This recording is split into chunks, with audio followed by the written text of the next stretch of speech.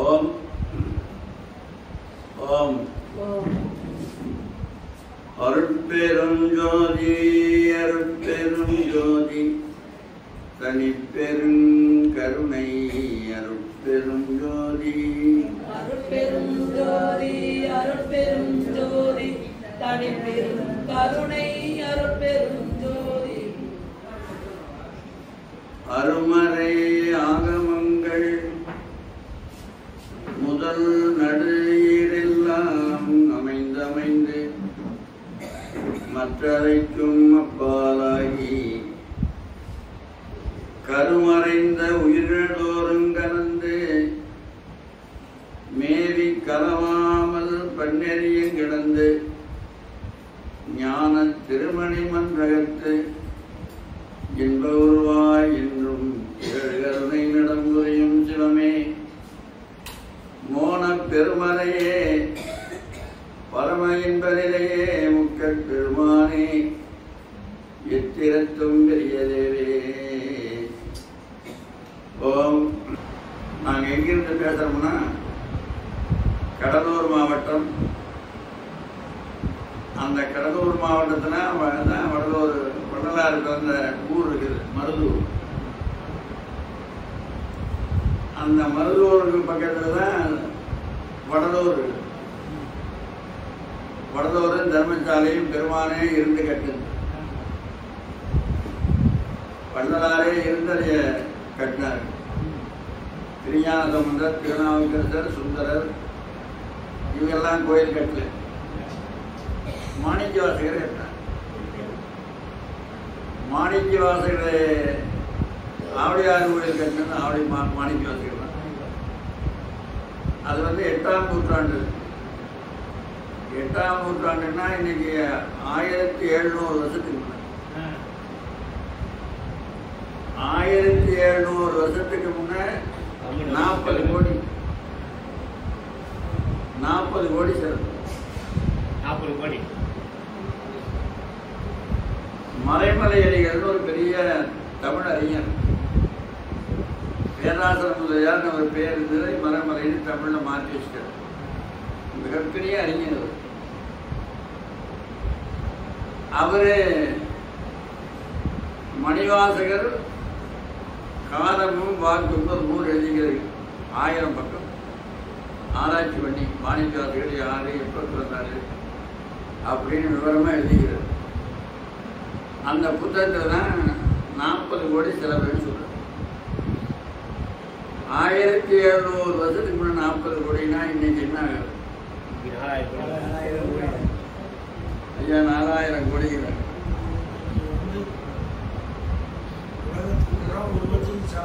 அந்த ஆவடியார் கோயில்ல என்னுடைய அண்ணனாலும் நடக்குது வருஷம்.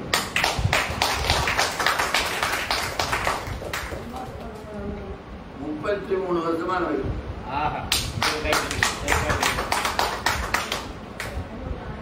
அது இறைவனே செய்ய சொன்னாருங்க, நாங்க செய்யல. அந்த கோயில் புத்தகத்துல படிச்சோமே தவிர அந்த கோயிலுக்கு போகணுங்க நம்மள வரல. இந்த கள்ளக்குறிச்சி பக்கத்துல அந்த ஏரியால இருந்து வந்தவங்க குடியிருப்ப நாங்க சொல்றோம்.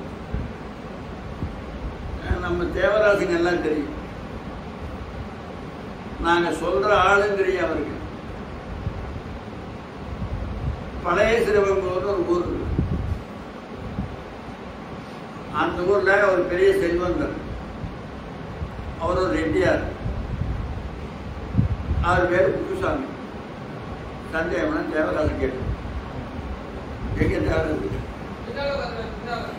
பின்னால் கலக்கிறா. சரி,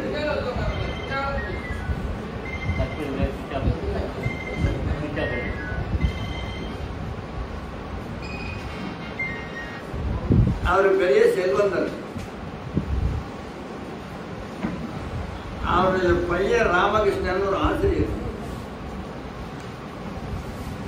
அவரே கிராமத்துல 30 லட்சம் போட்டு கட்டிட்டு 30 லட்சம். அவரு அவங்க ஊர்ல சிவன் ராத்திரி விழா நடத்துவார். சிவன் கோயில் அற்புதமான கோயில், சிவன் கோயில், முருகன் கோயில், மாரியம்மன் கோயில், எல்லா கோயிலும் இருக்கு. சிவன் ராத்திரி அவங்க கட்டளை அது. எங்களை பேச கூப்பிட்டுருந்தாங்க. நாங்கள் போயிருந்தோம்.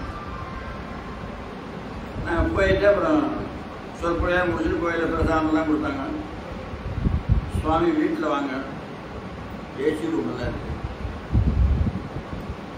கட்டில் இருக்குது, வெல்வெட்டு மெத்தை இருக்குது, ஃபேன் இருக்குது, படுத்துக்கலாம் அப்படின்னு. அப்புறம் நாங்கள் எங்கள் அப்பா வீட்டிலே படுத்துக்கிறோம். நீங்கள் போய் உங்கள் வீட்டில் படுத்துக்கு அப்படின்னு நாங்கள் கோயிலில் மேலே போடுகிற வேஷ்டி வச்சு போட்டு அங்கே ஏசி, இங்கே ஓசி.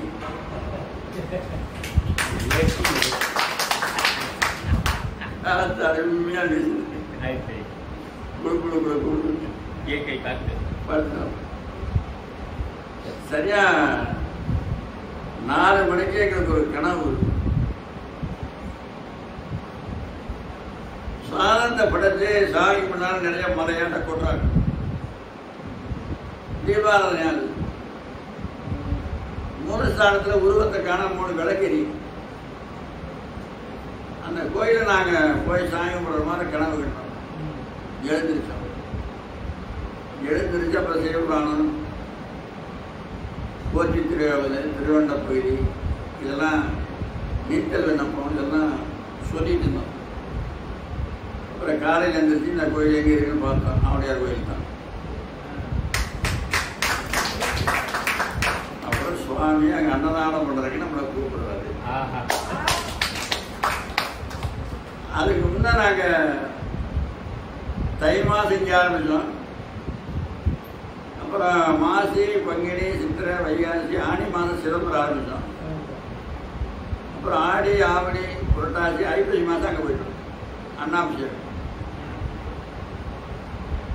அன்னாபிஷேகத்துக்கு 3 நாள் அன்னதானம் பண்ணலாம்னு ஆரம்பிச்சு 100 நாள் தான் கூட்டம் வந்தது. அந்த மாவட்ட கலெக்டர் சந்திரசேகர் வந்து தான் அந்த அன்னதானத்தை ஆரம்பிச்சு வச்சார். அடுத்த ஆண்டு திரிவாதியும் ஒரு ஐஜி அவர் வந்து ஆரம்பிச்சு வச்சார். அதுக்கு பிறகு அப்புறம் அதை 3 நாள் 1 நாள் ஆச்சு. கூட்டம் வந்தாமல் வாங்கிட விடுது அப்படின்னு ஆக்கிட்டோம். அதனால நீங்கள் எல்லாரும் அவசியம் உயிர் போகிறப்பட ஆவடியார் கோயில் போயிடும். ஆவடியார் கோயில் போகாமல் செத்து போனீங்கன்னா அடுத்த பிறகு இந்த பிறகு வருமா? அதை பார்க்காம சாகலாமா? ஆவடியார் கோயில் நேராக புதுக்கோட்டை அறந்தாங்கிலிருந்து மீமிசல்னு ஒரு பஸ்ஸு போகுது. மீமிசல் அறந்தாங்கிலிருந்து 13 கிலோமீட்டர். ஆமாம், அறந்தாங்கியில் போய் ஆவடியார் கோயில் இறங்குங்க. உங்களை வந்து அங்கே நாங்கள் இங்கேருந்து ஃபோன் பண்ணி சொல்லிடுவோம். அன்பர்கள் அப்படியே தூக்கிட்டு போயிடுவாங்க. போய்க்கிறீங்களா? சரி.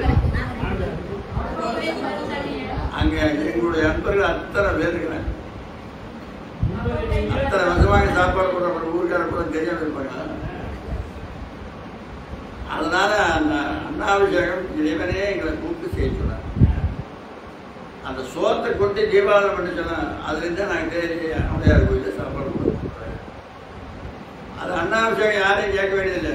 ஐப்பசி மாதம் பௌர்ணமி, அசுவடி நட்சத்திரம். அசுவடி நட்சத்திரமா அது ஒன்றா இணைஞ்சு வரும். நீங்கள் போக வேண்டியது. அதனால் அவசியம் உங்கள் வாழ்க்கையில் எல்லாரும் ஒரு நாளைக்கு ஆவடியார் கோயில் போகணும். அங்கே நாங்கள் எங்களுடைய நண்பர்கள் பல பேருக்கு பஞ்சாயத்து மந்திர உபதேசம் கொடுத்துருக்கோம்.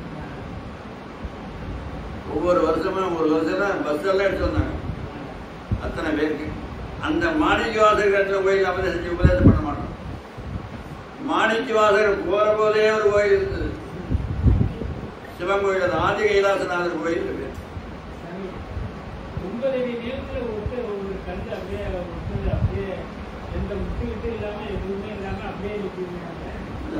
அழகே வாயார வர்ணிக்க முடியாது அந்த கோயிலுடைய அழகு.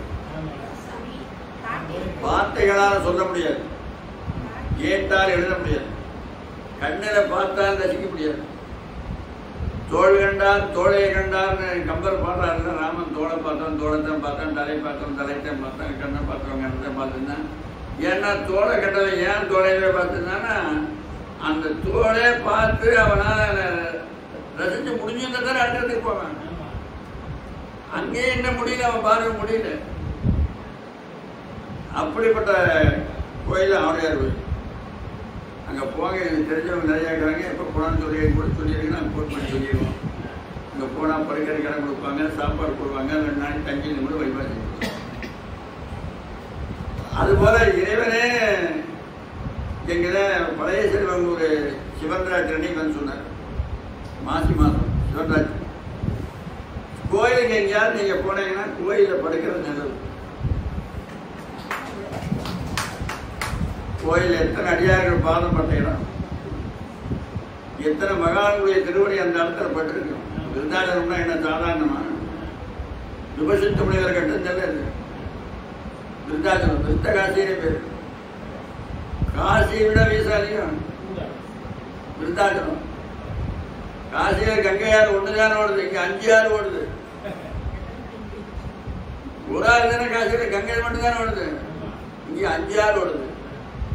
மணியாறு, முத்தாறு, கோமதி, மயூரம், கோபிச்சம், 5 ஆறுக்கு சேர்ந்து அங்கே வருது. அது பக்கத்தில் நல்லூர் வில்வாரண்ய சேத்திரம். அந்த திருப்பணி நாங்கள் தான் செஞ்சோம். அந்த திருப்பணி செஞ்ச நாங்கள் 4 வருஷம் தங்கியிருந்தேன் நல்லூர்ல. நல்லூர் தங்கியிருந்து கவர்மெண்ட்டுக்கு உட்பட்ட கோயில். கவர்மெண்ட் என்ன செய்ய நிறுத்துறதுக்கு என்னென்ன பண்ண முடியுமோ அத்தனையும் பண்ணாங்க. நிறுத்த முடியும் நாங்கள் செஞ்சோம். அந்த அதுபோல இந்த நாளில் நீங்கள் எல்லாரும் பல நல்ல செய்திகளை கேட்டிருக்கிறீங்க. அதையெல்லாம் வாழ்க்கையில் ஏதாவது ஒன்று கடைப்பிடிச்சிங்கன்னா நிச்சயமாக கரையேறிடலாம். ஏதாவது ஒன்றை கெட்டியாக பிடிக்கணும், அவ்வளோதான். ஒன்றும் பெருசாக ஒன்றும் இல்லை. நாங்கள் ஒரு நாளைக்கு சொல்லிக்கணும். அந்த கடை பிட்டுவாணி செய்யணும் என்ன பண்ண ஆகணும். 2000 ரூபாய்க்கு என்ன பண்ண இருக்கிறதே 2 ரூபா தான் கிட்ட 2000 ரூபாய்க்கு வேண்டி போவான். தினந்தோறும் ஒரு பிட்டு சொக்கடைக்கு வச்சிருவான். அது எந்த நாய் நின்று போதும். அது இடைவெளி ஒரு நாள் குடி தூக்கிட்டு வரியா அவளுக்காக மண்ணடைக்கிறதுக்கு. அதுபோல ஏதாவது ஒரு நெறி கடைபிடிச்சோம்னா நாம் நிச்சயமாக கரையிடலாம். அது ஒரு சந்தேகம் இல்லை. அதுபோல நலாயினின்னு ஒருத்தி இருந்தா. நலாயினி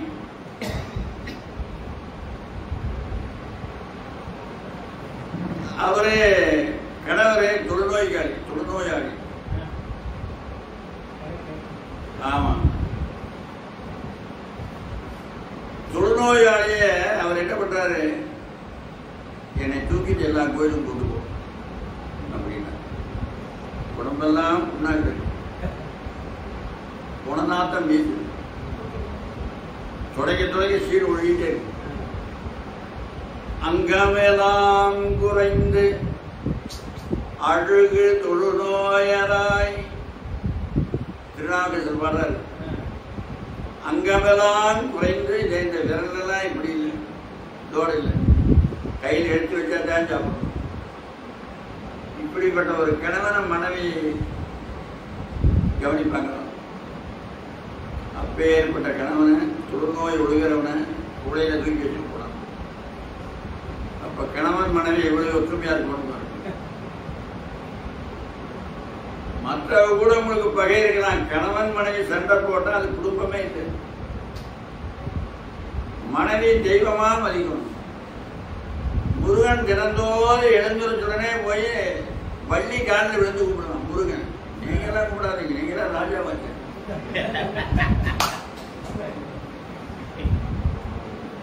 வள்ளி காலில் விழுந்து கும்பிட்டு, அம்மா வள்ளி, இந்த பூலோகத்தில் யாருக்கா நான் கொண்டு ஏதாவது கொடுக்கணுமா, என்னை வேண்டி யாராவது தம் பண்ணாங்களா, யாருக்கு எதை கொண்டு கொடுக்கறதுன்னு சொல்லு, நான் கொண்டு கொடுத்துட்டு வரேன் அப்படின்னு வள்ளி கேட்பாரு.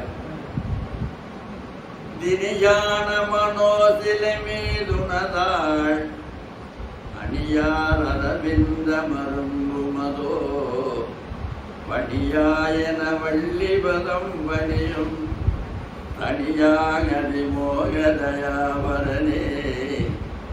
கந்தர் அனுபூதி 51 பாட்டு. அதுல இது ஒரு பாட்டு. பணியாயன வள்ளி பகம்பணியும் தனியா அதிமோகதையாபரணே அப்படிங்கிற. இரவல கணவன் படுத்தான்னா தூங்க வரைக்கும் காலை பிடிச்சி அழைச்சிடும், காலை ஒடிச்சுவிடும், அழைச்சிவிடும். அது இன்னமோ யாரு செஞ்சதாமோ இன்னைக்கும் ஒரு அம்மா காலை பிடிச்சிட்டு இருக்கிறாங்க. இன்னைக்கு அவங்க செஞ்ச தவம், அவரு செஞ்ச தவம். அது எங்கே இருக்கிறாங்க சொல்லுங்க, நாங்கள் போய் பார்த்துட்டு வரோம் அப்படின்னா நாங்கள் அடுத்து சொல்கிறோம். எப்போ போனாலும் பார்க்குறோம். அந்த அம்மாவுக்கு வேறு வேலையில் அதுதான் வேலை. எங்கே கேட்குறாங்க, எந்த ஊர் இருக்கிறாங்க, நேராக ஸ்ரீரங்கம் போங்க. ரங்கநாதர் படுத்திருக்கிறாரு, லட்சுமி காலை பிடிச்சிருக்கு. கணவனுடைய காலை பிடிச்சி பக்குவமா தூக்கம் வர வரைக்கும் அழுத்தினீங்கன்னா உங்களுக்கு செல்வம் பொங்கும், செல்வம் பொங்குங்க. குசேல முனிவர் போனாரு. குசேலன், குசேலனுடைய கால பகவான் அழைத்து விட்டார். வழி நடந்து இழைத்தவேயும் மலரடி இரண்டும் என்றே குசேலா, டே கண்ணா இங்க வாடா அப்படின்னு மனசுல நினைச்சிருந்தீங்கன்னா நாங்க வந்துருப்பேன். இதுக்கப்பா நீ நடந்து வந்த, நாம் எதுக்கு பள்ளிக்கூடத்தில் படிச்சோம், நீ நடந்து வரலாமா? அந்த பகவான் கால் அழைச்சி விட்டான்னா அவன் தவம் எவ்வளவு இருக்கு அதை நினைச்சு பாருங்க. தவம் எவ்வளவு இருக்கு, அந்த அளவு தவம் செஞ்சுக்கிறானுங்க அவன். அதாவது அவனுக்கேன்னு ஒரு பங்கு கொடுப்பாங்க, அதை வாங்கி சாப்பிட்டு தந்ததன் பங்கை என்று தவறரும் உவகை பூத்து மந்திர மலைகளுக்கெட்டா மாலடி நினைத்திருப்பான். அவன் திருமாலுடைய அடியை நினைத்திருக்கிறான். நீங்க அற்புத ஜோதி ஆண்டவருடைய அடி நினைக்கிறீங்க.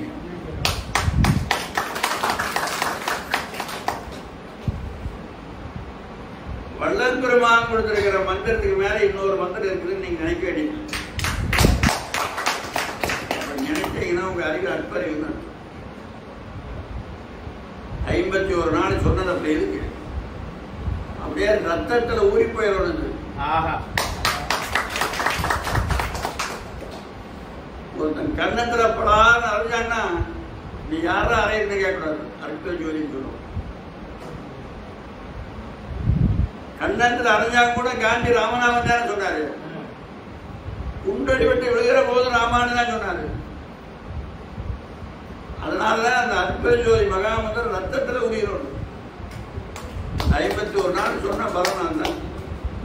நின்றாலும் இருந்தாலும் கிடந்தாலும் நடந்தாலும் மென்றாலும் துயின்றாலும் விழித்தாலும் இமைத்தாலும் மன்றாடும் அதற்பாதம் ஒரு காலும் மறவாமை குன்றாத உணர்வுடையார் தொண்டராங் குணமிக்கார். நின்ன என்ன, உட்கார்ந்து என்ன, படுத்துட்டு என்ன, தூங்கிட்டு இருந்த இடத்தை செஞ்ச என்ன, எத்தொழிலை செய்தாலும் ஏதவத்தை பட்டாலும் பெண்கள் தலையில குடத்தை வச்சுட்டு வராங்க. பெண்கள் தலையில சும்மாடு கூட்டி குடத்தை வச்சுட்டு வருவாங்க. வர்ற போதே இவங்க பாட்டு கதை பேசிட்டு இருப்பாங்க. இன்னைக்கு என்ன சாம்பார் வச்ச, இன்னைக்கு என்ன ரசம் வச்ச, ரசத்துல புளி அதிகமா போட்டியா, அப்படி ஏதோ கதை பேசிட்டு வருவாங்க. ஆனா அவ சித்திரையெல்லாம் அங்கேயே குடத்துல தாங்க என்ன ஊரா இருக்கு, வாய்தான் கதை பேசிட்டு வரு. வாய் என்ன வேணா பேசு. எத்தொழிலை செய்தாலும் ஏதவத்தை பட்டாலும் முத்தர் மனதிற்கும் மோனத்தே வித்தகமாய் காதி விளையாடி கை வீசி வந்தாலும் தாதி மனம் நேர்குடத்தே. பட்டினத்தார் பாடுறார் இந்த பாட்டு. அது எதையா நீ செய்து. அதுபோல இறைவனை எப்பொழுதும் நினைக்காம இருக்கவே கூடாது. மகாமந்திரம் உங்களுக்கு எல்லாருக்கும் பவுண்டேஷன் போட்டாச்சு, இன்னைக்கு கோட்டை எழுப்ப வேண்டியதுதான். அதுபோல அந்த முனிவரை தூக்கிட்டு போறான். ஒரு அழகான 16 வயசு பெண். 16 வயசுதான் பருவம் அங்க சூர்ப நகை வந்தால சூர்ப நகை லட்சுமணன் கிட்ட மாய வடிவமா அவ வர்றபோது 16 வயசு மங்கையா தான் வந்தான். 16 வயசுன்னு கம்பன் சொல்லல. அவ எப்படி சொல்றாருன்னு அவரு அந்த பாட்டுல 16 வார்த்தை போட்டிருக்கிறார். பஞ்சி ஒளிர் வெஞ்சி ஒளிர் பல்லவ மணங்க செஞ்சவிய கஞ்சம் நிமிர்ந்தேரடியலாகி அஞ்சொல்லிட மஞ்சயன அந்தமென மின்ன பஞ்சியன நஞ்சமென வஞ்ச மகள் வந்தாள். இதுல 16 வார்த்தை. அவளுக்கு வயசு 16. அதனால 16 வயசு சொல்லாம சொல்றாரு கம்பர். 16 வயசு பெண்ணா வாழாம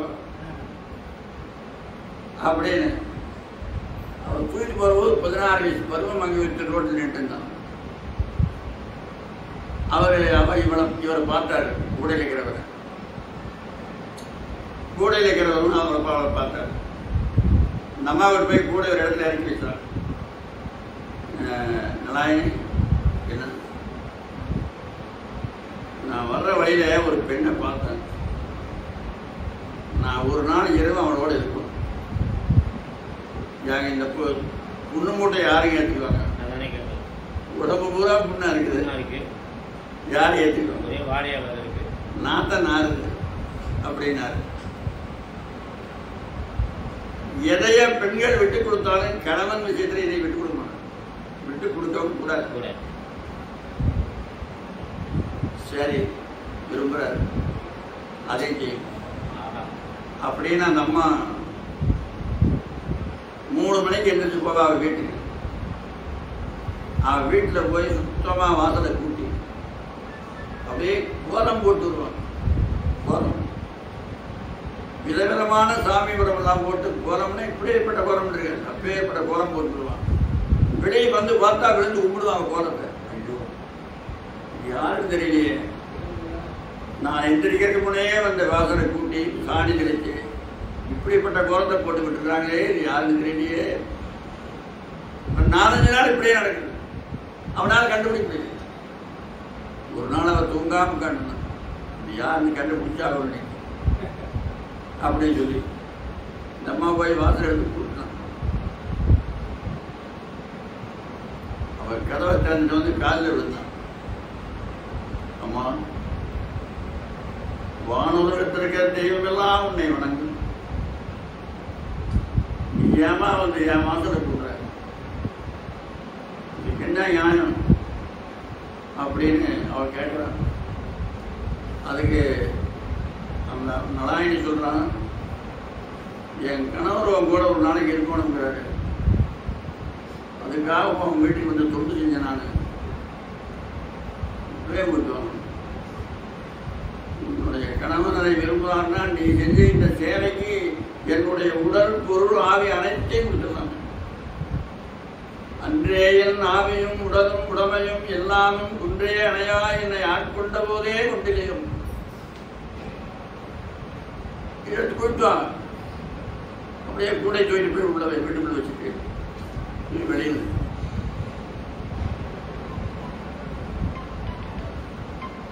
வீட்டுக்குள்ள தூக்கிட்டு போற வயல் நாட்டம் அடிக்கும். உள்ள கூடை வச்சு வெளியே வேண்டாம். இவன் பக்கத்துல போனான். 2வது சூரியன் உதயமாகிற மாதிரி எந்திரிச்சு வராரு கூட இருந்து. சூரியன் காலையில் உதயமான எப்படி இருப்பான்? தக தக தக தகதுங்கிறான் முக்கட்டு தக தக தக தகன்னு வராங்க. 2வது ஒரு சூரியன் உதயமாகி வருது. அப்படியே வெய்யோன் மொழி தன்மேனியில் விரிஜோதியில் வரைய பொய்யோ எனும் இளையாளோடும் இளையானோடும் போனான். அந்த மாதிரி வர்றான். 1000 கோடி காமர் அழகேதான் திரண்டொன்றாகி. இந்த உலகத்திலேயே அழகானவன் யாருன்னா மன்மதன் தான். அவனுக்கு அழகானவன், அவனுக்கு இணையான அழகுள்ள யாருமே கிடையாது. பெண்ணில அகலியை, ஆணில மன்மதன். 1000 கோடி மன்மதனை ஒன்னா சேர்த்துனா எப்படி இருக்குமோ அப்படி வராது முனிவர். 1000 கோடி காவர் அழகெல்லாம் திரண்டொன்றாகி மேயினாயனிலும் 1000 கோடி மன்மதனை ஒன்னா சேர்த்துனா கூட இந்த அழகை கிடையாகாதே அப்படின்னு இந்த அழகை கண்டோடனே விழுந்து கும்பிட்டான். விழுந்து கும்பிட்டு கையை இப்படின்னு வச்சுட்டு போனா அணைக்கலாம்னு. அப்ப சொன்னார் முனிவர், அம்மா என்னை தொற்றாத, தொற்றி நான் எரிஞ்சு போயிருவேன். உன்னை அனுபவிக்கிறதுக்காக நான் இல்லை. அவ ஒரு வேசி குலத்தில் பிறந்தவன். வேசியா பிறந்து அவளுக்கு அறிவு வந்த பிறகு அது குலம் வேசின்னு தெரிஞ்சு போச்சு. சரி, பிறந்துட்டோம். இந்த உடம்பை இனிமேல் எவனுக்கும் அடிமையாகக்கூடாது உயிருள்ள வரைக்கும் அப்படின்னு ஒரு விரதம் எடுத்தார். பிறந்தாச்சு, அப்புறம் என்ன பண்றது? நம்முடைய மாற்றமா முடியும். ஆனாலும் விரதம் எடுக்கலாம்ல. இந்த உடம்பை, இந்த உடம்புல உயிருக்கு வரைக்கும் ஒருத்தருக்கு நான் அடிமையாக மாட்டேன் அப்படின்னு விரதம் எடுத்துட்டாங்க. எத்தனை பேர் தலைகளா நின்று பார்த்தாங்க. வேலையெல்லாம் கண்டு என்னைக்கு கிடையாது, இப்படியே ஓட்டாடு ஒண்ணுமே அசைக்க முடியல. அவர் அப்படியே பேர்பட்ட கட்டு. ஆமா, நீ பிறந்த நாளுக்கு இப்போ ஒரு விரதம் எடுத்துக்கிற பாரு. அந்த விரதத்துக்கு அருள் உதவிட்டே நான் வந்தேன். பார்த்தீங்களா? நீங்க விரதம் எடுத்தீங்கன்னா ஆண்டவன் வருவார். வெள்ளிக்கிழமை விரதம், செவ்வாய்க்கிழமை விரதம், புதன்கிழமை விரதம், ஞாயிற்றுக்கிழமை விரதம். விரதம் பண்ண என்னன்னு தெரியுமா உங்களுக்கு? காலையில வழக்கமா 4 இட்லி சாப்பிடணும். விரதம் வைக்கிறதுக்கு 2 இட்லி சேர்த்து சாப்பிடணும். மத்தியானம் நல்லா வடை பாயம் சாப்பிட தோசை. இரவு சோறு சாப்பிடக்கூடாது. தோசை, உப்புமா, இட்லி எல்லாம். இந்த விரதம்னா உண்ணாம இருக்கணுங்க.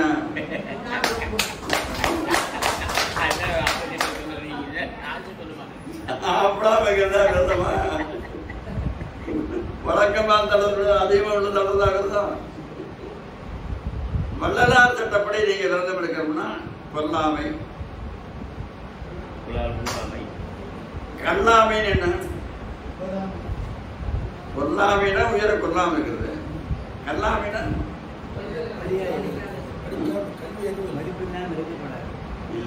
கல்லு. கல்லாமை கல்லாமைனா கல்லு குடிக்காம இருக்கிறது அர்த்தம் இல்ல. கல்லாமை படிக்காம இருக்கிறது அர்த்தம் இல்ல. மற்ற பொருளை திருடோம் நினையாம இருக்கிறது. உள்ளத்தால் உள்ளலும் தீதே பிற பொருளை கள்ளத்தால் கல்வேன் எனல். மனசால நினைச்சாங்க திருட்டுகிறதே. அதனால இனிமேல் நினைக்காதீங்க. கொல்லாமை, கல்லாமை, விகாமை, அஞ்சாமை, உண்மை, உடலுழைப்பு, நாவடக்கம், பிரம்மச்சரியம், சர்வசமய சமரசம், சுதேசி, தீண்டாமை அகற்றல். இதே மகாத்மா வச்சு 10 விரதம். அந்த விரதம் தான் வள்ளலார் சொல்றாரு. இதுல மிக மிக முக்கியமானது கொல்லாமையும் தின்னாமையும். இந்த 2 இருந்தாவே நீங்க என்ட்ரன்ஸ் பாஸ் பண்ணிடலாம். உள்ள கேட்டுக்குள்ள வந்துடலாம். உள்ளெல்லாம் அங்கே போய் அந்த மேடை போட்டுக்கலாம், அங்கே சுற்றி பார்க்கலாம். அப்புறம் புதிய இடத்துக்குள்ள போகலாம். தவளை குழந்தைகளை போய் பார்க்கலாம். எல்லா இடம் பூரா சுற்றி பார்க்கலாம். இந்த 2ல ஏதாவது ஒன்று குறையாத எங்கள் வாட்சியில் உள்ள விட மாட்டார். அது மிக முக்கியமானது. அந்த 2 வள்ளல் பெருமான இந்த கண்ணு 2 கண்ணு. அதனால அந்த 2 எந்த காலத்து கொண்டு எந்த விதத்திலையும் ஆகணும். அதை விட்டுறணும். அதனால அந்த ஒரு விரதம் எடுத்தாங்கன்னா அந்த விரதத்தை உயிருள்ள வரைக்கும் காப்பாற்றணும். திருநேர்கண்டரும் அவருடைய மனைவி என்ன விரதம் எடுத்தாங்க? எம்மை என்றதனால் மற்ற மாதராதம்மை மனத்தில் இருந்தேன் விரதம் எடுத்தால் இறைவனாலேயே மாற்ற முடியல. இறைவனாலே முடியல. குளத்துல குளிக்கல, குச்சி குடிச்சுத்தானே குடிச்சாரு. கடவுளே தோத்து போனாங்க. அதுபோல இறைவனே வந்து உங்க விரதத்தை நிறைவேற்றிக்க வந்தாலும் வருவார், நிச்சயம் வருவார். நீங்க அன்னதானம் பண்றதுல கடவுளை பார்க்கலாம். எப்படி இருப்பார் தெரியுமா? அவரு அப்படியே குறித்து ஒரு வந்துட்டு கழுத்துல உத்தராட்சம் போட்டு தலையில சந்தனை வச்சுட்டு கங்காதேவியோட வருவார்னு நினைக்கிறீங்களா? இல்லை. நீங்க சாப்பாடு போட்டீங்கன்னா எல்லாம் முந்தி அடிச்சுட்டு வாங்குவாங்க. எனக்கு உடனே சண்டை போட்டுக்குவாங்க. ஒரு ஆள் அங்கே நிற்பாங்க, பேசாம வெடிக்கு வந்துட்டு அவன் தான் கடவுள். இது பல பேருக்கு தெரியறதில்லை. இவன் எப்படி கொடுக்குறான்? கோபமா கொடுக்குறானா, அளவா கொடுக்குறானா, பத்தா கொடுக்குறானா, இவனுக்கு என்ன வேணும் அப்படின்னு வந்து பார்க்கறாரு. அதை பார்த்தா நீங்க தெரிஞ்சுக்கலாம். எவன் ஒருத்தன் பேசாம அமைதியா நிற்கிறானோ அவன் தான் அங்க வந்துக்கிறான். இறைவன் தான் வந்துக்கிறான், மண்டலார் தான் வந்துக்கிறான். அதுல நீங்க உங்களுக்கு என்ன வேணுங்க தெரிஞ்சு கொடுப்பாருங்க. சிதம்பரம் அன்னதானத்துல ஒரு சமயம் தேரு 9ஆம் திருவிழா தேரு, 10ஆம் திருவிழா தரிசனம். 8ஆம் திருவிழா அன்னைக்கு எங்க சமையல்காரன் வந்து சொல்றான், சுப்பராயன் ஒரு பேரவன் தாமரை குளம்னு ஒரு அரியலூர் கிட்ட, அந்த ஊருக்காரன். சுவாமி 2 மூட்டை தான் அரிசிருக்கு, 2 மூட்டைக்குது. இன்னைக்கு 8ஆம் திருவிழா, இன்னைக்கு ஒரு மூட்டை அரிசி போட்டது இதோடு நிறுத்திடலாம். நிறுத்திட்டோம்னா நாளானைக்கு ஒரு தேரனைக்கு ஒரு மூட்டை, அடுத்த நாளைக்கு ஒரு மூட்டை போட்டுக்கலாம்னா. இப்போ நாங்கள் சொன்னோம் வேண்டாம், இன்னைக்கே காலி பண்ணி, இன்னைக்கே காலி பண்ணி நம்ம எடுத்துடலாம். ஓட்டம் நம்மளை எழுதி கொடுத்துட்டா வந்துக்கிற 10 நாளைக்கு போடுறோம்னு இல்லையே. சாமான் இந்த மூலம் எடுக்க வேண்டியதானே ஓட்டுறான். அதனால நீங்க காலி பண்றான்ட்டு சுத்தம் போட்டு சொத்தை காலி பண்ணிட்டாங்க. அன்னைக்கே 3 மூட்டை செஞ்சு போயிட்டு அரிசி பூரா கொட்டி சோத்தை எடுத்து கொட்டியாச்சு. என் கூட வந்து சொல்றான், சுவாமி அரிசி செய்யணும். அப்புறம் என்ன, அப்புறம் மற்ற எல்லாம் இருக்குதா? எல்லாம் இருக்குங்க. அதுக்குள்ள ஓலையை போடு. ஓலை தீர்ற கூட அரிசி வந்தா அதெல்லாம் நடக்குது. இல்லைன்னா நம்ம போகலாம் அப்படின்னா மலை ஏற்றிட்டான். ஒரு மூட்டை சாலை கொட்டி கிடக்கு. ஒரு ஆள் வந்தாரு, சுவாமி என்ன வேணான்னு இருக்கினார். அரிசி, பருப்பு, புளி, மிளகாய், உப்பு எல்லாம் இருக்குங்க. சரி, வேற என்ன வேணும்? இல்லை அரிசியை தவிர மற்றதெல்லாம் இருக்குதுண்ணா. சரி, அப்போ ஒரு ஆள் அனுப்புங்க அப்படின்னா ஒரு ஆளை போச்சணும். புஜாநல்லூரில் தர்மபுரி முடியாதுன்னு ஒருத்தர், அவர் தான் அப்போ எங்களுக்கு கணக்கு கூட. அவரை போச்சணும். சிதம்பரத்தில் வெள்ளப்பிறந்தாந்தருன்னு ஒரு தெருவு இருக்கு. அந்த தெருவில் கணேச அரிசி ஆலைன்னு அரிசி ஆலை இருக்கு. அங்கே போய் 100 கிலோ மூட்டை அரிசி, 75 கிலோ இல்லை, 100 கிலோ மூட்டை, 10 மூட்டை, 10 மூட்டை கொண்டாந்து அடக்கினாரு.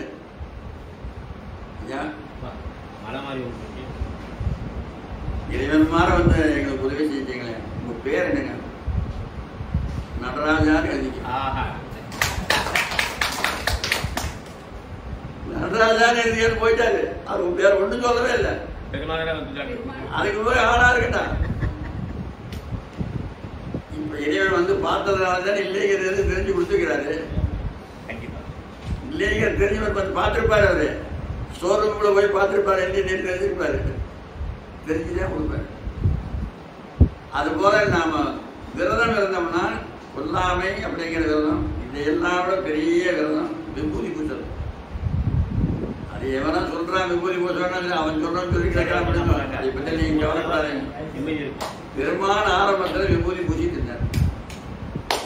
விபூதி பூசாத நிலை ஒரு நிலை இருக்கு. அந்த நிலைக்கு நான் போறதுக்கு இன்னொரு 25 கோடி வருஷம் ஆகும். 25 கோடி. அத்தனை வருஷம் ஆனாத்தான் ஊதி பூசாத நிலைக்கு போகலாம். மரணமில்லா பெருவாடு பெற்றுட்டு அப்புறம் சாம்பலாகிறது இல்லையா? அப்புறம் நீ யூதி பூசோட ஒரு கர்மம் வேண்டாம். அதுக்கு முன்ன அப்புறம் பூசித்தான் ஆகணும். அதனால பெருமாள் அப்படி பூசிட்டு தான் நீங்க ஆனந்தமா பூசலாம், கேட்டுக்கிட்டே. அது போல அந்த விரதம் எடுத்தோம்னா இறைவன் நமக்கு அருள் புரிவாருங்கிறதுக்கு, அம்மா ஏதாவது மரம் என்ன கேள், அதை கொடுக்கறதே வந்தேன் அப்படின்னு. சுவாமி, நான் ஒரு தேவையா குளத்தில் வந்து பிறந்துட்டேன், விரைமாத குளத்தில் பிறந்துட்டேன். பிறந்து நான் கொஞ்சம் அறிவு தெரிஞ்ச பிறகுதான் இந்த ஈனக்குளத்தில் வந்து பிறந்தேன். ஏன்னா குலம் எல்லாத்துக்கும் நல்ல குலம் கிடைக்காதுங்க. குலம் தரும் அப்படின்னு தான் ஆழ்வார் பாடுறார், திருமங்கை ஆழ்வார்.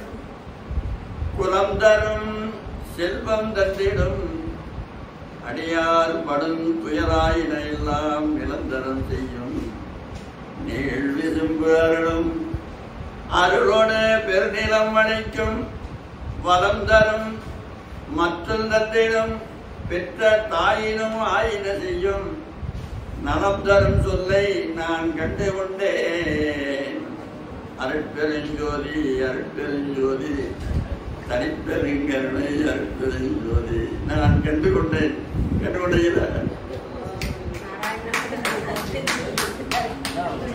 அதுல நாராயணன் என்பது உங்களுக்கு என்ன, நீங்க அருட்பெருஞ்சோதி சொல்லிக்க வேண்டியதானா?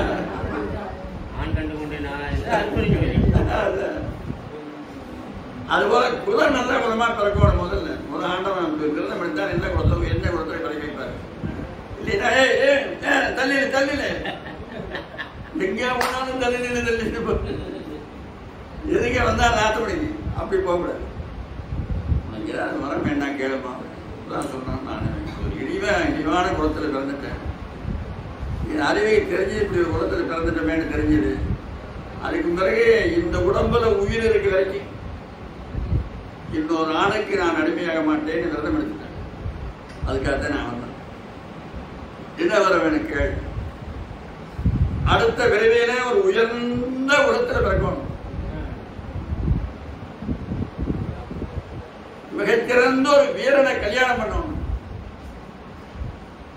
உலகம் உள்ள வரைக்கும் புகழ் நிற்கிற மாதிரி ஒரு பையனை பெற்றெடுக்கணும். 3 வரம் கேட்டான்.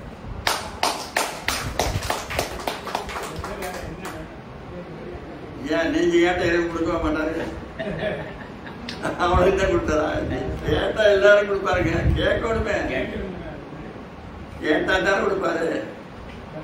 இறைவனிடம் கையேந்துங்கள், அவன் இல்லை என்று சொல்லுவதில்லை, பொறுமையுடன் கேட்டு பாருங்கள், அவன் பொற்கிதத்தை மூடுவதில்லை, இல்லை என்று சொல்லும் மனம் இல்லாதவன் இல்லைங்கிறது மனமே அவன்கிட்ட இல்ல.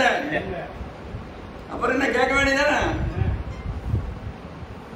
3 வரம் என்னென்ன வரம் வாங்கினான்? அடுத்த பிறவியில மிக உயர்ந்த உரத்தில் பிறக்கணும் 1.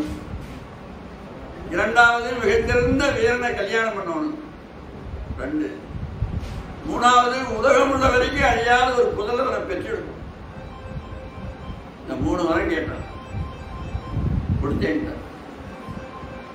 பாருங்க, 1 ஆண்டவன் வரம் கொடுக்கணும், இல்லைன்னா அடியார்கள் சொல்லணும். ஆண்டவன் வரம் கொடுக்கறது கூட லேட் ஆகும், அடியார் உடனே புடிச்சிருவாங்க. ஆண்டவன் போய் கெஞ்சிட்டு கிடக்க வேண்டியதில்லை. ஒருத்தன் கரண்டில் மாட்டிட்டு தொகுறான்னு வச்சுக்கோங்க, நீங்க போய் கரண்டை பிடிக்க வேண்டியதில்லை, அவனை பிடிச்சா போதும்.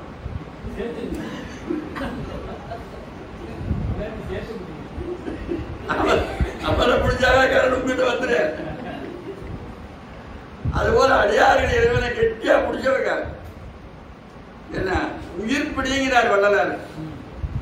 உயிர்ப்பிடி அப்படிங்கிறாரு. மாணிக்கவாசகர் சொல்றாரு, இருளிடத்து உன்னை சிக்கன பிடிக்கேன், எங்களை நல்லுவது நீ எங்க விட்டு போயிருக்கீங்க, எங்க போகலாம் அப்படிங்கிறாரு. அதுபோல அது கெட்டியா பிடிக்கணும். பிடிச்சா அப்பேற்பட்ட வரம் கிடைச்சது அவளுக்கு. அந்த வரத்தினுடைய பயன்தான் அடுத்த பிறவியில மனித குலமே இல்லாமல் தேவகுலத்தில் போய் பிறந்தான். கிருஷ்ணனுக்கு தங்கை சுபத்திரை, அதை விட உயர்ந்த குலம் வேறு என்னங்க இருக்கு? கிருஷ்ணனுக்கு பகவானுக்கே தங்கையா பிறகு வேற என்ன வேணும்? அப்புறம் அர்ஜுன் தான் கல்யாணம் பண்ணான். வில்லைக்கு விஜயம் இல்லையா, அபிமன்யுவை பெற்றெடுத்தான். பாருங்க. அதனால இனிமேலாவது கொல்லாமை கொன்றதை தின்னாமை. இதில் இன்னும் கொஞ்சம் வடிகட்ட சொல்றாரு வள்ளலார். முடிஞ்சா செய்யுங்க. கொல்லாமல் இருக்கிறது நல்லதுதான், தின்னாமல் இருக்கிறது நல்லதுதான். இன்னும் கொஞ்சம் வடிகட்ட ஒடுங்கிறது என்னன்னா அசைவம் வீட்டை சாப்பிடக்கூடாது. சைவம் அசைவம்னு எந்த ஓட்டில் போடுறாங்க அந்த ஓட்டை கூட போகக்கூடாது. அதுக்குள்ள போனீங்கன்னா தோசைக்கல் 2 கல்லா வச்சுக்கிறேன், தோசை ஆம்லேட்டுக்கு ஒரு கல்லு, தோசைக்கு ஒரு கல்லா வச்சுக்கிறேன். ஒரே கல்லு தான் வச்சிருப்பேன். அதனால சைவம் அசைவம் போட்டுதான் அதுக்குள்ள போகாத. மீன் போனா போயிட்டு போது விட்டுருக்கணும், பட்டி கிடக்கலாம், தவறா இல்லை.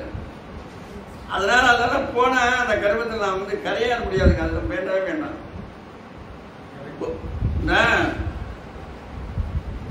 கோயம்புத்தூர்ல டவுனு காலம் நடந்திருக்கு. டவுனு காலம் அந்த இடத்துல ஒரு ஹோட்டல் இருக்கு, சைவம் அசைவம் ரெண்டும்.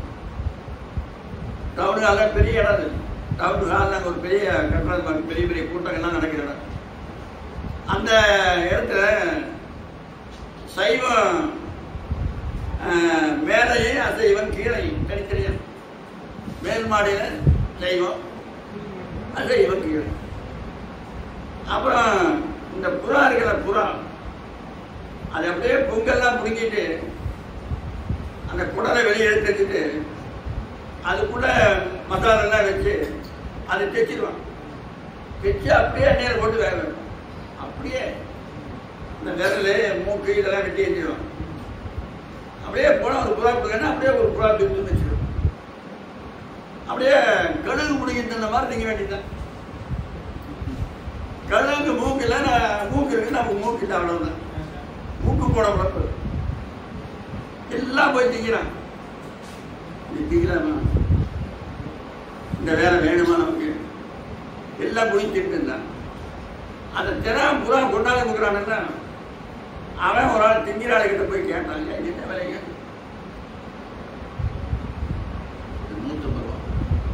150 ரூபா. 150 ரூபாயா? ஆமாப்பா, 150 தான். உடனே முதலாளிகிட்ட போனா, முதலாளி இன்னும் ஒரு புறா 150 ரூபாய்க்கு விற்கிறீங்க, எனக்கு 5 ரூபா தானே கொடுக்குறீங்க, முடிச்சுட்டு வந்து கொடுக்குறவனுக்கு 5 ரூபா. அவன் அங்கேயே அந்த பொங்கல்லாம் பிடிங்க வச்சிடணும்.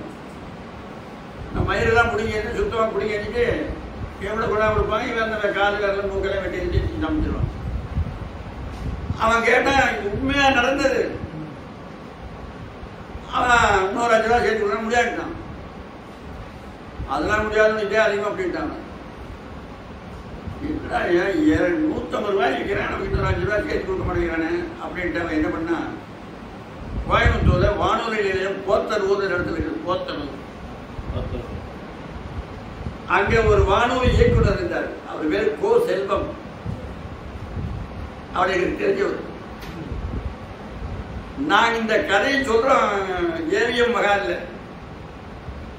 அவரை உட்காந்து செல்வம் அங்க உட்காந்து நான் தாங்க செல்வோட கூட்ட பிடிச்சவர்கள் சொல்றாரு. அப்புறம் சரி நாங்கள் பார்த்துக்கிட போயிட்டு அடுத்த நாள் போகிற போது என் கூட சொல்லிட்டு போ அப்படின்ட்டாங்க. சாக்குள்ள போட்டு தூக்கிட்டு போவான். இவன் தூக்கிட்டு போகிற போது இவங்களுக்கு பின்னாலே போயிட்டாங்க. பின்னாலே போய் அது என்ன அப்படி அதே காய்கறி வாங்கிட்டு போகிறாங்க. காய்கறி தான் நல்லதாக கெட்டதாக பார்க்குறவங்க வைங்க நாங்கள் வச்சுட்டாங்க. அங்கே வச்சதை கீழே குட்டி பார்த்தா அத்தனை காக்காய். காக்கா அந்த செல்ல ஆஃப் பண்ணி எங்கே இருக்குது?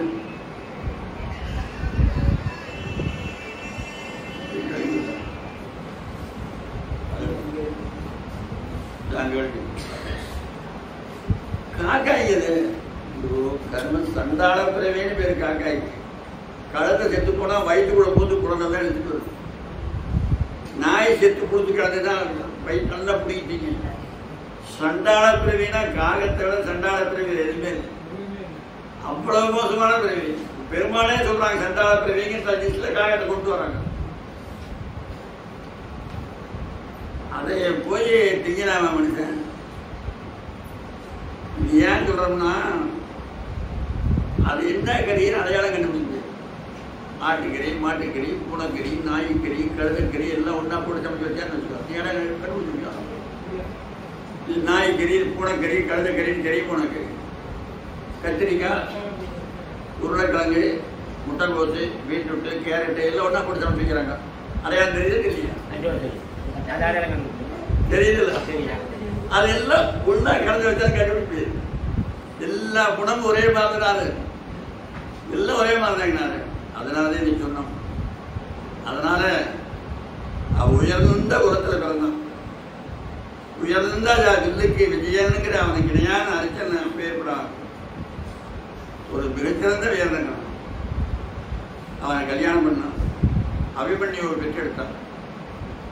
அப்புறம் அவன் அர்ஜுனன் தீர்த்த யாத்திரை போனான். தீர்த்த யாத்திரை அது ஏன் தீர்த்த யாத்திரை போனான்னா, ஒரு நாள் இரவில் ஒருத்த வந்து, அர்ஜுனா என்னுடைய மாட்டெல்லாம் திருடன் ஓட்டிட்டு போறான், அதை கொஞ்சம் மீட்டு விடு அப்படின்னா. அந்த நேரத்தில் அவனுடைய வில்லு தர்மனுடைய வீட்டில் இருந்து, தர்மம் வீட்டில் அதை எடுக்கிறதுக்கு போனான். எடுக்கிறதுக்கு போற போது திரௌபதியினுடைய காலை பார்த்துட்டான். அந்த அந்த குற்றத்துக்காக அவன் தீர்த்த யாத்திரை போனது. ஒரு வருஷம் எல்லா புண்ணிய தீர்த்தத்தையும் போயிட்டு புண்ணிய துறைகளாடி புனிதரை வழிபாடுத்து கம்பர் சொல்றாருன்னு. புண்ணிய துறையெல்லாம் ஆடி புனிதரை எல்லாம் வழிபாடு செஞ்சாங்க. எல்லா நதியிலையும் போய் குடிக்கணும். எல்லா புண்ணிய தீர்த்தத்திலையும் குடிக்கணும். குடிச்சிட்டு வரேன்.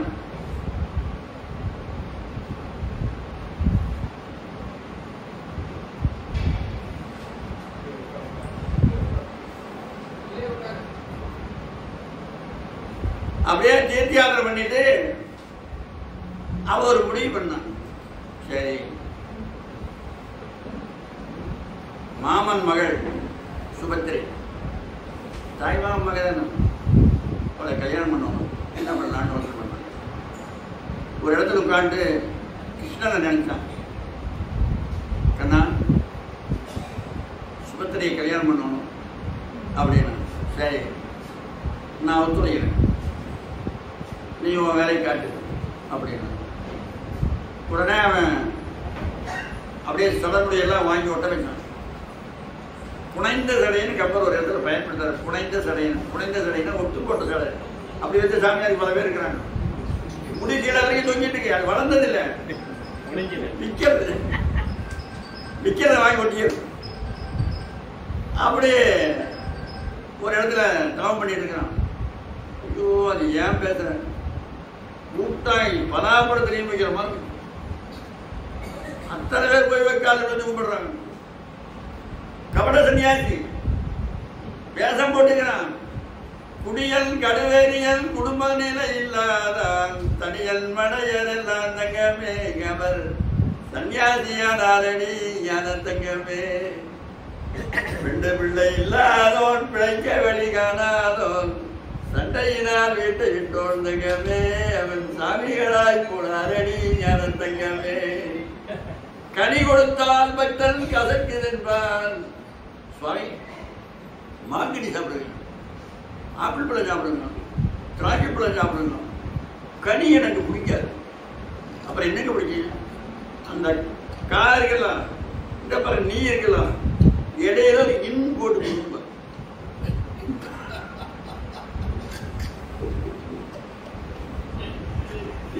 என்னென்ன புரியுது அவருக்கு? காய் இருக்குது, இந்த பக்கம் நீ இருக்குது, இடையில ஒரு இன்னும் போட்டா கனி கொடுத்தால் பக்தன் கசக்கிதன்பால் கண்ணி என்றால் பக்தன் இனிச்சிதன்பால். ஏந்தவம் சிவன் மேல் வேந்தவம் கையில் பிடிப்பதெல்லாம் ஜபமாலை. பக்தன் கக்கத்தில் வைப்பதெல்லாம் கண்ண கோலாம். பசிக்கு உணவு தந்தால் புசியேன் என்பான். கொண்டாடி கெஞ்சுவாங்க, சோறு சாப்பிடுங்க சாப்பிட்டு கெஞ்சுவான். கொண்டாடி போயிட்டான்னா ஒரு பானை சோத்தையும் கேரி பண்ணிடுவான். அவன் எப்படா வெளியே போவான பார்த்துட்டு போனான். கொண்டாடி வந்து பார்த்தா யாரும் போனாங்க. தின்னது யாரு ஒன்று போனதில்லை. பசிக்கு உணவு தந்தால் புசிய நிற்பான், பதியவன் மறைந்த பின்னே ஒருபாடு வருகேன் செய்வார். ஏந்தவம் மேல் சிவன் மேல் வீண்டவம். அப்படி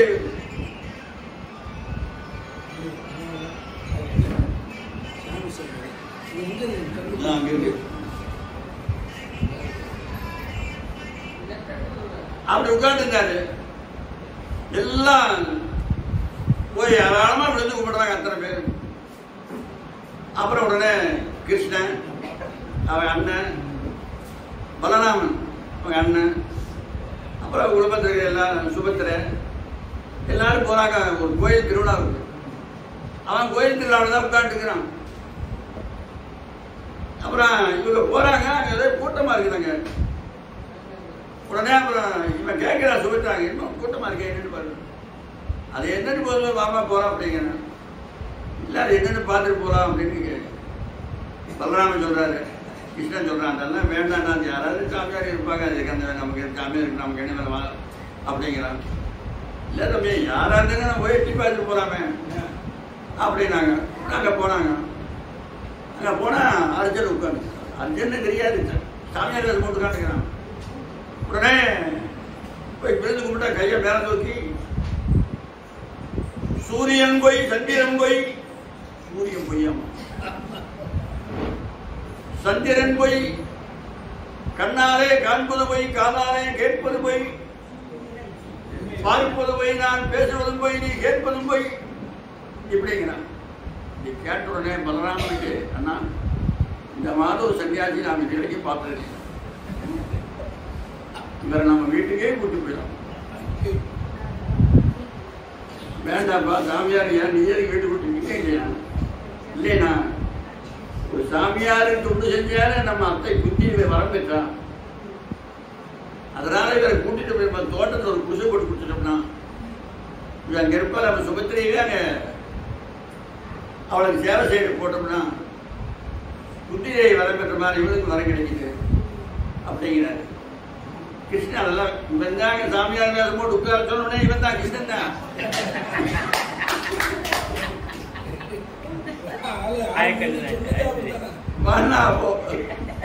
அதெல்லாம் வேண்டாம் பாப்பா போறவங்க கிருஷ்ணா, என்ன தம்பி என்ன தம்பி நீ இப்படி சொல்ற, ஒரு நல்ல இப்படிப்பட்ட சாமியார் இல்லை, எல்லாம் போய் போய்க்கிறது மாதிரி சாமியார் உனக்கு கிடைக்குமா அப்படிங்கிற. சாமியை எங்கள் வீட்டுக்கு வாங்க, உங்களுக்கு என்ன வேணுமோ அத்தனை செஞ்சுதான் அப்படின்னா உடனே தோட்டத்தில் ஒரு குடிசை போட்டு உட்கார வச்சுட்டு சுபத்திரையை கூப்பிட்டோமா. இதுவரையிலும் இந்த மாதிரி சாமியார் நான் பார்த்தது, அவ்வளோ அற்புதமான சாமியார் வந்திருக்கிறார். உலகமெல்லாம் பொய்யுங்கிறார், உண்மை பொருளை கண்டவர் அவர் மெய்கண்டார் அப்படிங்கிறார். அதாவது மெய்யி என்னைக்கு அழியாது. ஒரு உதாரணம் காட்டுற பாருங்க.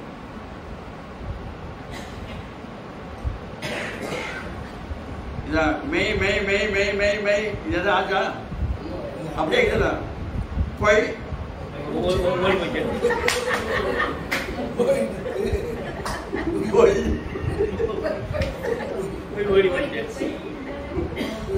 ஒரு தரந்தா போயிட்டு சொன்னா கொண்டைக்காரம்.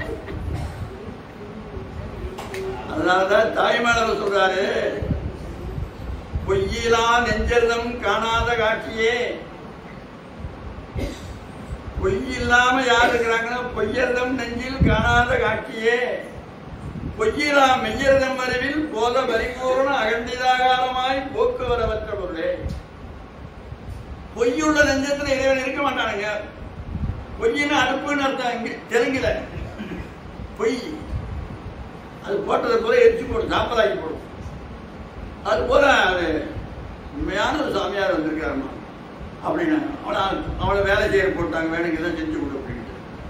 அப்புறம் வேலை செய்ய போக ஒரு நாள் பேசிட்டு இருந்தாங்க.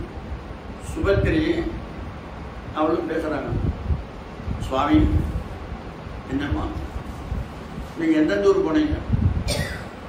நான் இந்தியா பூரா சுற்றிட்டு வரணும்.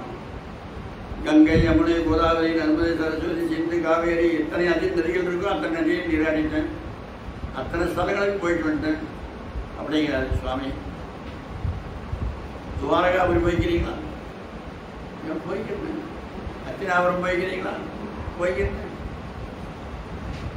எங்க பெரிய மாமா தர்மராஜாவை பார்த்துக்கிறீங்களா? ரொம்ப புண்ணியம். தர்மம் செய்யறீங்க, தர்மமா வாழ்ந்தார். தர்மம் செய்யறதை விட தர்மமா வாழ்றது கஷ்டம், ஞாபகமா வச்சுக்கோங்க. தர்மம் எவன் வேணாலும் செய்யலாம், குடியாரம் செய்யலாம், திருடனும் செய்யலாம், கதை கட்டுறதுக்கான கூட தர்மம் செய்யலாம். நீ கவாலா பணம் போயிடுவான், என்ன பூரா திருடு பணத்தை நான் கவாலா பணம் போறான். அது போல எவன் வேணாலும் செய்யலாம், ஆனால் தர்மமா வாழ்றது கஷ்டம். அவர் தர்மமா வாழ்ந்ததுனால்தான் தர்மனுக்கு இன்னைக்கு கோயில் இருக்கு. தர்மராஜா கோயில் இருக்குதுங்க. எங்கேயாவது பார்த்துக்கிறீங்க தர்மராஜா கோயிலு? திரௌபதி கோயில் பார்த்துக்கிறீங்களா? அங்க தர்மராஜா இருப்பாரு. ஏன் பீமன் கோயில் கட்டல, கர்ணன் கோயில் கட்டல? அவங்க தர்மம் செஞ்சாங்க, தர்மமா வாழல. ஒரு அணுவளவு தவறுல இருந்து தர்மம் விலகவே இல்லை, அணுவளவும் படும். அதனாலதான் அவன் கோயில் இருக்கு. எங்க ஆமா பார்த்தீங்களா, ரொம்ப நல்லவருமா, தர்மமா வாழ்ந்தாரு. தோல்வழியுள்ள எங்க பீமனை பார்த்தீங்களா? பார்த்தோம். நகுல சகாதேவனை பார்த்தீங்களா? பார்த்தோம். சகாதேவன் உண்மையின் வடிவம். பாரத போர் ஆரம்பிக்கிற போது அவன் போய் கேட்கிறான் துரியோதனன், தம்பி எந்த நாள்ல போர் ஆரம்பிச்சா உன்னை கொல்லுலாம்னு கேட்கிறான். எவனா தேடி வச்சுருப்பான். நான் ஜெயிக்கிற மாதிரி நான் குடிச்சு கொடுறானே என்ன அர்த்தம்? அவன் குடிச்சு கொடுத்தானே. பகவான் இல்லைன்னா இவங்க பிழைக்க முடியாதுங்க. பகவான் அத்தனை சூழ்ச்சி செஞ்சுதானே இவங்களை எல்லாம் காப்பாற்றினாரு. அது அவன் வாங்கின வரணும், காப்பாற்றினாரு. அப்புறம் உடனே இல்லம்மா தர்மனை கேட்டேன், பீமனை கேட்டேன், நகுலனை கேட்டேன், சகாதேவனை கேட்டேன், கேட்கலையே அப்படின்னா எங்க அர்ஜுன மாமாவை கேட்கலையே, ஏன் அவர் நான் காதலிக்கிறேங்க. அவரை பார்த்தீங்களா எங்கேயாவது? ஐயோ நான் நல்ல பழக்கமாச்சு, அவரு ரொம்ப நல்ல பழக்கம், நான் பார்த்துருக்கிறேன் அப்படின்னாரு. எங்க பார்த்தீங்க? இப்ப எங்க இருக்கிறாரு? இப்ப இங்கதான் இருக்கிறாரு. இந்தியா இருக்கிறாரு. உடனே ஜாமியார் வச்சாரு இப்படி எல்லாம் பிடிக்கிறது நிக்கிறாரு. உடனே குதிரை மேல தூக்கி உட்கார வச்சு எடுத்துட்டான் ஓட்டம். உடனே அப்புறம் பலராமன் கொண்டு வந்து சொன்னாங்க, அந்த கவட தனியாச்சு நம்ம தங்கச்சி தூக்கி போயிட்டாங்க. என்ன கிருஷ்ணன் சொல்றேன், நான் சொன்னேன்ல வேண்டான்னு சொன்னேன், சாமியாரை கூட்டிட்டு வராதுன்னு சொன்னேன். சரி பெண்ணா ஒரு கிழவிக்கு ஒரு பையன் இருந்தானா, ஒரு பொண்ணு. அவளால கல்யாணம் பண்ணி வைக்கிறதுக்கு வசதி இல்லை. யாராவது ஒரு நல்ல பையன் வந்தா கொடுத்துடலாம்னு எதிர்பார்த்துருந்தான். ஒரு நாள் ஒருத்தன் போனான், ரொம்ப அழகா இருக்கிறான். பொழுது போன நேரத்தில் 7 மணிக்கு போனான். பாட்டி நீ இருட்டாயிடுது, நீ தங்கி காலையில் போன என்னோடப்பா. சரி அப்போ இரு தம்பி, சாப்பாடு போடணும், நீ சாப்பிட அப்படின்னு. உன் பேர் என்னப்பான்னு கேட்டாங்க. என் பேர் எல்லாரும் கூப்பிடுவாங்க, அதுவே சொல்றேன். ஆமாம் என்ன பேருன்னு கேட்டாங்க. எல்லாரும் சொந்த மாப்பிள்ளையும் பண்ணோம்.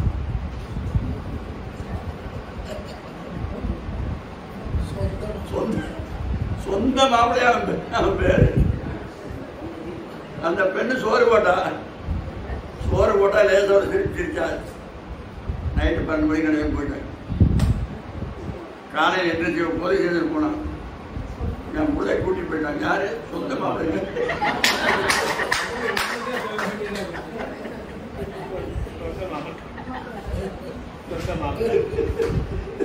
யாருமே கூட்டிட்டு போனது சொந்த மாப்பிள்ளைங்க.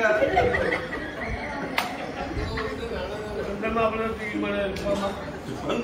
கூட்டிட்டு போனது இங்கேயாம வர சொந்த மாப்பிள்ளை.